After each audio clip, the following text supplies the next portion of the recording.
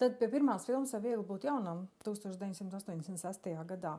Es strādāju kā montāžas režisore un atceros ļoti labi to momentu, kad filma bija pabeigta.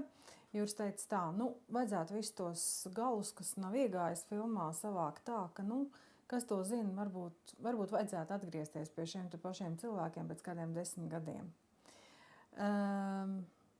Notika tā, ka Jūra pēc 10 gadiem jau vairs nebija, bet vienā filmas izrādīšanas reizē, kaut kur es biju uzaicināta pastāstīt par filmu, un es skatos, beigu titros ir gads 1986, un tad bija kaut kāds 95. gads.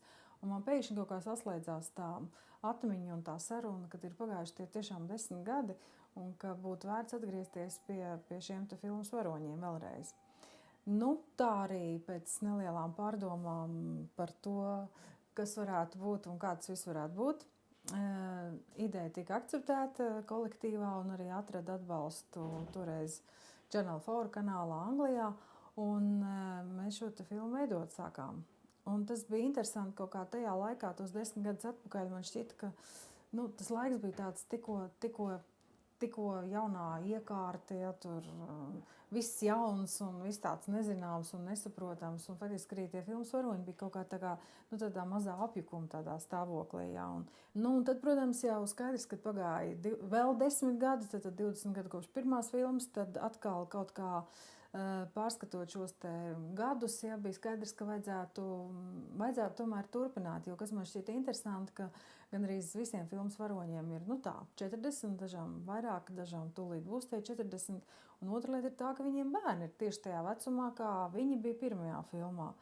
Un trešā lieta ir tā, ka Latvijai ir faktiski tagad tie 20 gadi, kurus mēs esam nodzīvojuši tādā pilnīgi jaunā veidojumā, jaunā Latvijā, un tur, kur mēs esam, tur mēs esam. Un tad, teiksim, es uzskatu, ka tā pirmā filma un visi tie filmas varoņi, kas tur darbojās un runāja un uzticējās Jurim, ka faktiski viņi un kopā ar visu to filmu tomēr palīdzēja tai padomu sistēmai sagrūt. Ja? Un tad iznāk, ka viens tāds cikls, viens tāds posms, tie 20 gadi ir noiet no šīs idejas atļauties vispār kaut ko pateikt un kaut kā mēģināt šo režīmu sadragāt līdz tam, kad mēs esam ieguvuši neatkarību un viņā dzīvojuši kā un mācējuši vesels 20 gadus.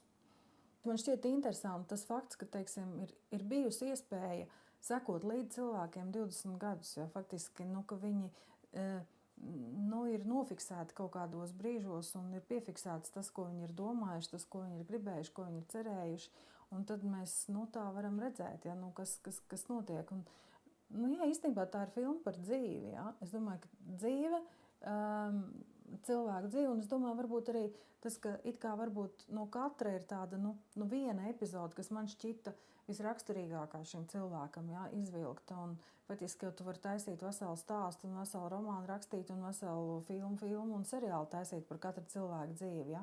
Bet šeit man šķiet, ka kopā kaut kā, tieši tas, kas notika arī pirmajā filmā, ja, ka viņi kopā kā tādas mazas mozaīkas, kā tāda puzle, katrs saliek to savu sāpi, to savu sajūtu, to savu izjūtu, to savu sapni un piepildījumu, nepiepildījumu kopā veido vienu to izjūtu par tādu dzīves gājumu un dzīvi kopumā. Un man šķiet, ka man gribētos, lai skatītājs varbūt skatoties šo te konkrēto dzīves stāstu domāt un identificētos ar savu dzīvi, ja, un lai tiešām, tiešām mums ir jāatcerās un jāsaprot, ka šī ir mūsu tā dzīve, kur mums šeit ir dots pavadīt, un to vajadzētu izdarīt maksimāli, kā kuram gribās, ja.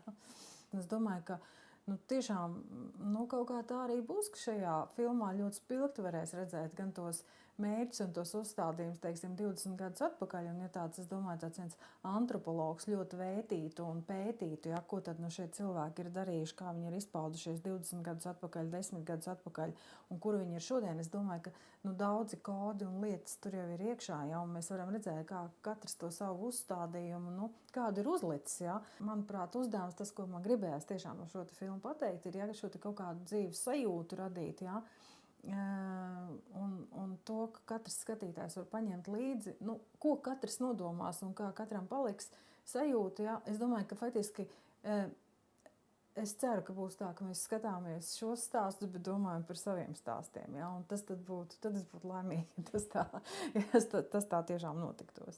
Es esmu ļoti pateicīga tiešām, ka viņi ar mani runā vēl. Tas ir ļoti, man ir ļoti liela atbildības sajūta pret viņiem, ja, jo faktiski es visus viņus ļoti mīlu un cienu, un es domāju, ka viņi ir tiešām varoņi ar to, ka ne katrs grib tur kaut kā ielaist, faktiski sevi iekšā, un kur vēl visiem izrādīt, ja, to tā kā, faktiski milz paldies viņiem, bet es domāju, ka viņi arī ir sajutušies zināmā mērā kā tādi, ka paiet 10 gadi, un viņiem ir jāatskaitās par to, kas notiek, ja, un man liekas, viens no viņiem teica, ja, ka tev ir jādzīvo tā, ka tev jāatcerās, ja, ka tev var atnākt pēc 10 gadiem un paprasīt kāds, ja, kas ar tevi ir noticis. Ja. Es domāju, ka tā ir, es varētu teikt, ka joprojām varbūt, ka tā arī ir tā lielā cieņa un uzticēšanās Jurim, jo faktiski tas, kas notika 20 gadus atpakaļ, kad faktiski pirmo reizi kāds viņiem uzdeva šo te jautājumu, vai viegli, grūti, kā vispār ir, pastāsti kaut ko, kurš prasīja jaunam cilvēkam kaut ko vispār, kam tas interesē, jā. Tev ir tikai jābūt ideālam uz priekšu un lielie padomu sasniegumi, vai ne, nevienu tas neinteresēja. Un faktiski arī tajā brīdī kaut kā, viņi daudz pat riskēja es nezinu, ar nokļūšanu cietumā vai izmešanu no skolas vai kaut ko tādu, ja runājot, uzticoties vienam, ja, cilvēkam, režisoram, ja, uzticot viņam to, ko viņi uzticēja, ja. Un es domāju, ka šajā gadījumā arī, tas Juris ir starp mums visiem joprojām, ja, un tāpēc arī man ir ļoti liela atbildība pret viņiem, jo es nedrīkstu viņus pievilt, ja, un tāpēc arī mēs esam ļoti rūpīgi gājuši cauri viņu tiem stāstiem un mēģinot atrast katram to īsto, to tuvāko un dot to iespēju pateikt, tos īstos viņu vārdus. Es domāju, ka nezinu, vai es varbūt droši vien ceru kāds jaunāks un cits režisors varbūt vēl pēc 10 vai 20 gadiem varētu turpināt šo filmu un uzmeklēt atkal tos cilvēkus un tāda rītīga dzīves filma varētu būt.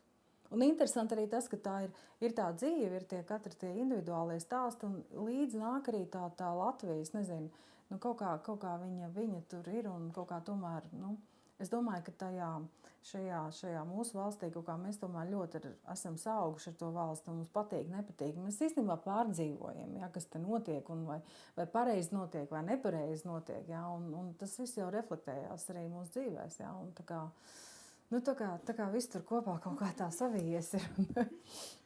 Es domāju, ka mana paudze ir tieši tā paudze, kur ir oriģināla un izceļās ar to, ka mēs esam piedzīvojuši vecos laikus. Nesen tikos ar saviem skolas biedriem, mums bija liels skolas salidojums, un tā bija lieta, kas tomēr pārsteidz runājot. Daži atbrauc no Briseles, daži no vēl no kurienes, ja.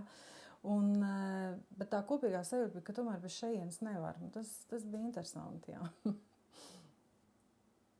Es domāju, ka jūs taisiet ar tādiem satumsumiņiem, tur, kur ir montāžas vieta. Var tā, tinkš, jā?